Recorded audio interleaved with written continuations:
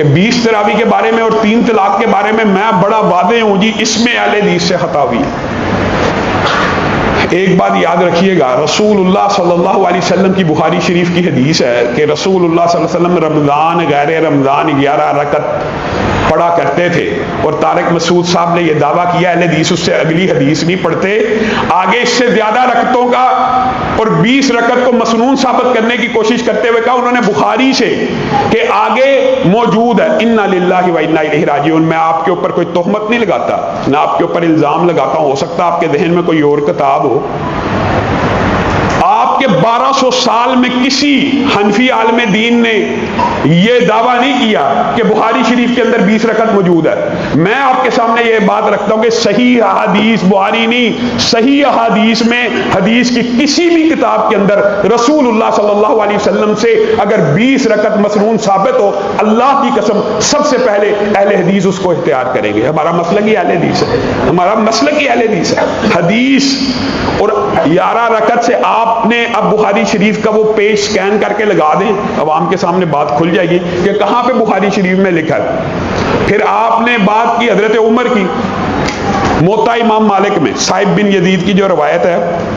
آپ حیران رہ جائیں گے کہ تمیم داری کو اور ربیع بن کعب کو حضرت عمر نے حکم دیا ہے 11 رکعت نماز کو ادا کرو، تراویح کی 11 رکعت با جماعت نماز کو ادا کرو۔ حضرت عمر کا حکم 11 رکعت کا ہے۔ کہتے ہیں جی اسی موطا میں 20 رکعت کا واقعہ موجود ہے۔ 20 رکعت کی جو روایت موجود ہے وہ یہ ہے کہ حضرت عمر کے دور میں کسی علاقے میں ہوتی تھی، اور جو بندہ بیان کر رہا ہے اس نے حضرت عمر کا دور بھی نہیں پایا۔ اب یہ حدیث منقطع ہوگی، انقطاع ہے سند میں کہ نہیں؟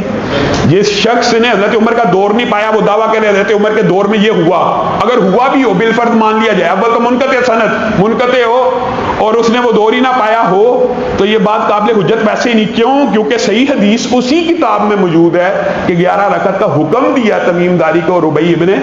کعب کو، بالفرض مان لیا جائے ہوئی تھی تو کسی چیز کا وقوع پذیر ہونا اس کا الزام حضرت عمر کے اوپر لگے گا،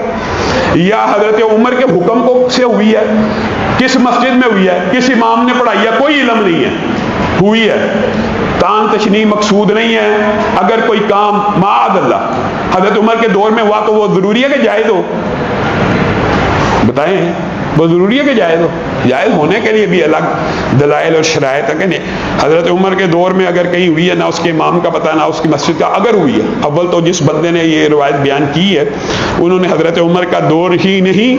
پایا۔ تو یاد رکھیے رسول اللہ صلی اللہ علیہ وسلم کے دور سے لے کے حضرت عمر کے دور تک اجماع صحابہ 11 رکعت تراویح کے اوپر۔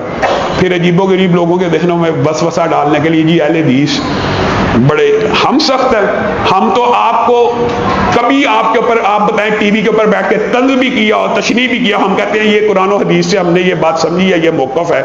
اور آپ نے یہ جو الزام لگایا اہل حدیث کا موقف مختلف ہوتا ہے۔ سبحان اللہ، آج تک کسی اہل حدیث امام نے میرے پہ، قاری خلیل صاحب پہ، حماد لکھوی صاحب پہ، یا جو ہمارے علماء ارشاد الحق عصری صاحب یا مولانا مسعود عالم صاحب یا کسی عالم کے اوپر یہ اعتراض کیا ہو کہ نہیں نہیں یہ اہل حدیث کا مسئلہ، عبداللہ ناصر رحمانی صاحب یہ اہل حدیث کا مسئلہ نہیں۔ ہمارے ہاں تو یہ اختلاف ہے ہی نہیں، کیونکہ ہمارا کوئی بھی عالم جہاں بھی بیٹھ کے عقیدے کا اور فقہ کا جو بھی مسئلہ بیان کرے گا وہ ہمارے مابین اتفاقی ہوتا ہے، اختلاف ہی نہیں ہے، سرے سے نہیں ہے، سرے سے نہیں ہے۔ اس لیے ایک بٹھایا جاتا ہے کہ ایک بھی کافی ہے، کہ اس نے جو بات کرنی ہے مسلک کی نمائندگی کی کرنی ہے، پورے مسلک نے اس کو اون کرنا ہے، اس لیے ایک کافی۔ ہاں ہمارے مسلک کے اندر واضح طور پہ ہمارا جو مسلک محدثین ہے یا فقہ محدثین ہے اس کے اندر واضح طور پہ کچھ کرائٹیریاز ہیں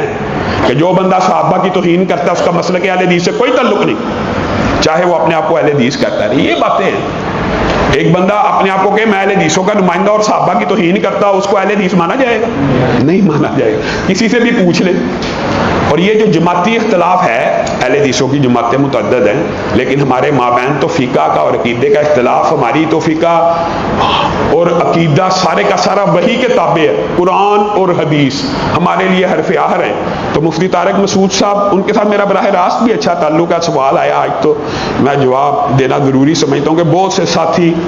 کمنٹس بھی کر رہے تھے کہ آپ کے دوست بھی ہیں اور آپ کا ان کے بارے میں رویہ بھی نرم ہوتا ہے، لیکن وہ آج کل کے دنوں میں خام خواہ، اب یہ دیکھیں ان دنوں میں آپ اگر مثال دینا اپنی بات سمجھانا بھی چاہتے ہیں آپ وہ دلائل دیں جو آپ کے دلائل بنتے ہیں، لیکن آپ رسول اللہ پہ یہ الزام نہیں لگا سکتے کہ رسول اللہ نے 20 پڑھی ہیں۔ اگر آپ کہیں گے تو آپ کو بخاری سے ثابت کرنا ہوگا، کیونکہ آپ نے دعویٰ کیا صحیح بخاری میں موجود ہے، 1200 سال سے کسی عالم نے نہیں کیا۔